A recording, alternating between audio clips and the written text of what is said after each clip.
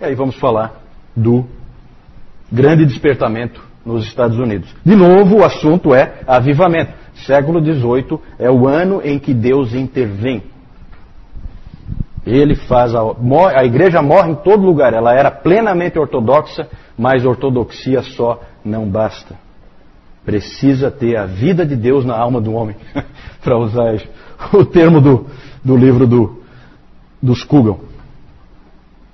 Grande despertamento nos Estados Unidos.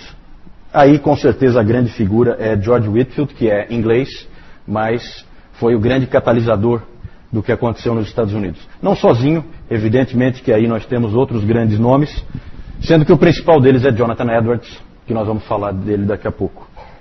Mas, no início do século XVIII, nos Estados Unidos, a coisa também estava difícil. O Jonathan Edwards disse que naquela época havia uma espécie de sonolência. Sonolência. É a ortodoxia morta, né? Se manifestando.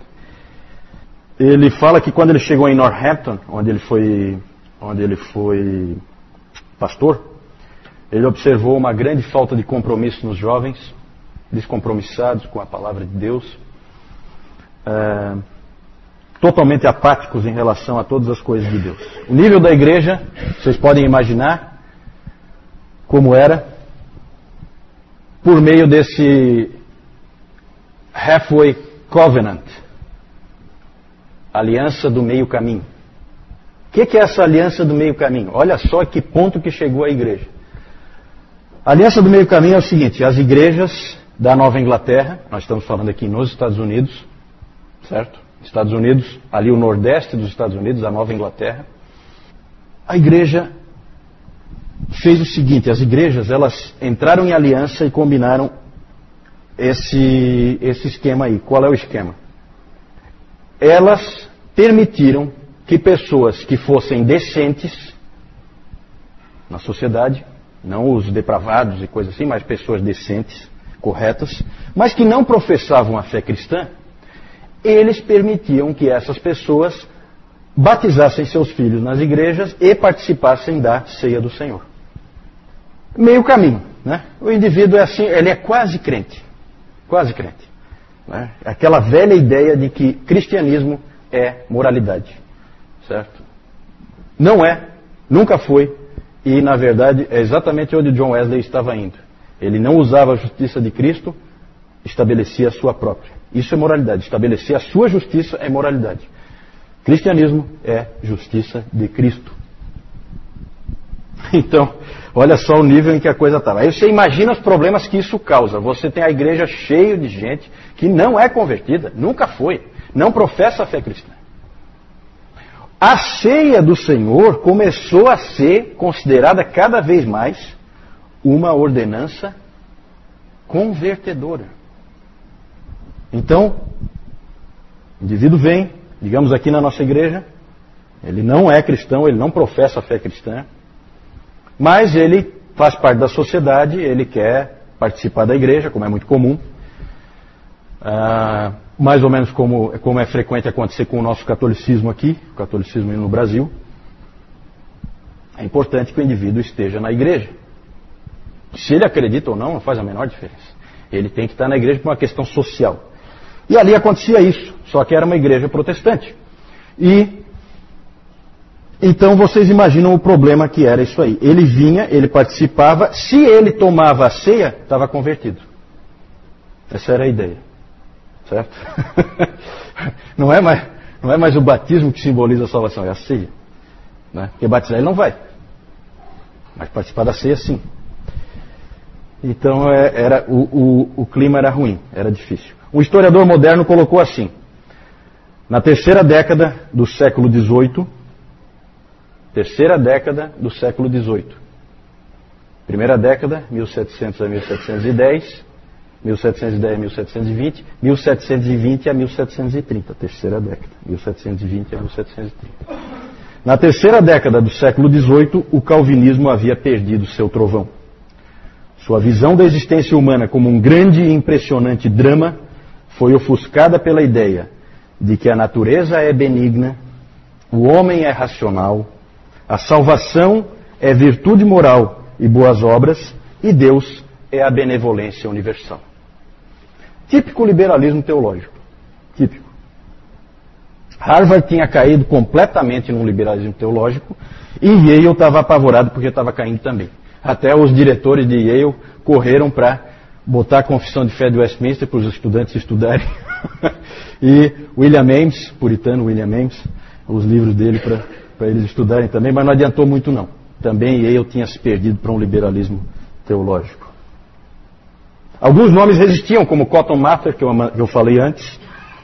Esse sujeito, Cotton Mather, ele é impressionante. Ele escreveu, sabe quantos livros ele escreveu? Quantos títulos? Esse aqui é um autor, né? Você põe uma editora, é uma festa. Sabe quantos livros? 388 títulos diferentes. Não é fraco. Então ele era um indivíduo que estava resistindo nessa época. E o Solomon Stoddard, o avô de Jonathan Edwards, também era um indivíduo que estava resistindo à decadência do calvinismo, da verdadeira interpretação bíblica, do verdadeiro entendimento sobre Deus. Mas aconteceu uma coisa. Começou a se levantar uma nova geração de pregadores, e esses pregadores começaram a pregar de uma maneira ungida, de uma maneira muito forte. A pregação deles batia fundo no coração dos ouvintes. Entre eles, Theodor Frelinghuysen, ele é de origem holandesa, o Gilbert Tennant, Jonathan Edwards e George Whitefield. Esses indivíduos foram os que fizeram com que ocorresse o grande despertamento, né? O George Whitefield foi quem fez a amarração de tudo, né? Mas tinha esses pastores que estavam ali. O Whitefield não era pastor ali. O Whitefield, ele era itinerante, ele era um evangelista. O que impressiona é que Deus utilizou esses indivíduos e impressiona muito a idade deles. Eles eram todos extremamente jovens quando começaram. O Frelinghuysen tinha pouco mais de 30 anos quando começou o seu trabalho em prol do avivamento. O Tennant tinha pouco menos de 30. O Edwards também tinha pouco menos de 30. E o George Whitefield, na sua segunda viagem missionária ali nos Estados Unidos, ele tinha só 24 anos. Então esses indivíduos, realmente, Deus usou indivíduos muito jovens, impressiona isso, para fazer a obra. George Whitefield, vamos falar um pouquinho dele. Fiquei muito contente que a editora Pes traduziu um livro que eu há muito tempo queria, porque muita gente fala desse livro, e eles traduziram George Whitefield, do Arnold Dallimore. Eu já tinha lido uma biografia do Dallimore, que era a biografia do Spurgeon, que eu acho que não tem traduzida, e esse aqui agora já tem traduzido, George Whitefield, não li ainda, mas vale a pena conhecer melhor esse grande homem de Deus, grande evangelista. Whitefield vivia para pregar o evangelho, era isso que ele fazia. Ele atravessou, gente, olha só, esse cara é impressionante, ele atravessou o Oceano Atlântico 13 vezes. 13 vezes naquela época. Aí você fica pensando, não, tudo bem, grande coisa. Isso dá, tempo que ele ficou no navio, 732 dias da vida dele. 2 anos da vida ele passou dentro de navios. Certo? Com certeza. E aquele tempo não era muito fácil, né? Aquele tempo ali não era como hoje. Gente, não tem como... O professor Calhoun, ele fala que o primeiro superstar dos Estados Unidos, não foi um atleta de futebol americano, nem de basquete, nem de beisebol, não foi um ator de Hollywood, não foi um cantor famoso. O primeiro superstar dos Estados Unidos foi um pregador, George Whitefield, um pregador inglês. Impressionante as histórias, de onde vinha gente, de carroça, de cavalo, os caras andavam quilômetros e quilômetros para poderem ouvir George Whitefield pregando. Ele é conhecido como o dramaturgo divino. Quando você vê algumas coisas que ele fazia nas pregações dele, você vê, é impressionante.